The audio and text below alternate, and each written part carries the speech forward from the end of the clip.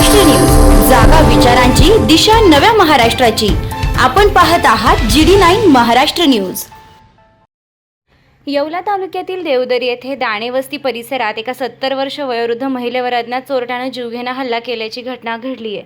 मिळालेल्या माहितीनुसार कमल दामू दाणे वय 70 वर्ष वृद्ध महिला आपल्या घराच्या परिसरात असताना एका अज्ञात हल्लेखोराने त्यांच्यावर कुऱ्हाडीने हल्ला केलाय।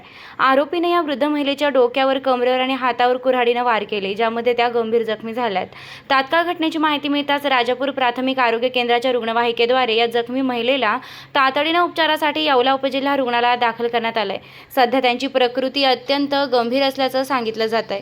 घटनेची माहिती मिळताच येवला तालुका पोलीस ठाण्याचे नवनियुक्त पोलीस निरीक्षक संदीप बोरसे यांच्या मार्गदर्शनाखाली पोलीस पथक, ज्यामध्ये पोलीस कॉन्स्टेबल सागर बनकर, प्रवीण महाले आणि डायल 112 वरील कर्मचारी जगताप यांनी त्वरित घटनास्थळी धाव घेतली। सध्या पोलीस या प्रकरणाचा कसून तपास करत असून हल्लेखोराचा शोध घेतला जातोय। सायंकाळी 8:30च्या सुमारास वयोवृद्ध महिलेवर झालेल्या हिंस्र हल्ल्यामुळे परिसरात दहशतीचं वातावरण निर्माण झालंय। या प्रकरणात आरोपीला पोलीस कधी जेरबंद करतात याकडे आता सर्वांचं लक्ष लागलंय।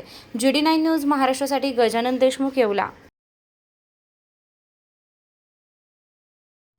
आपल्या लाडक्या मुलामुलींच्या लग्नाची चिंता कशाला? शिर्डी, नाशिक, कोपरगाव, मुंबई येथे लग्नासाठी जाण्याची गरज नाही। वर्मा लॉन्स घेऊन आले आहे सर्व समारंभासाठी एकमेव भव्य ठिकाण। तुमच्या जीवनाला खास आणि सुंदर अविस्मरणीय बनविण्यासाठी योग्य ठिकाणाची निवड महत्त्वाची असते। त्या प्रत्येक स्वप्नपूर्ती क्षणांसाठी वर्मा लॉन्स आहे ना।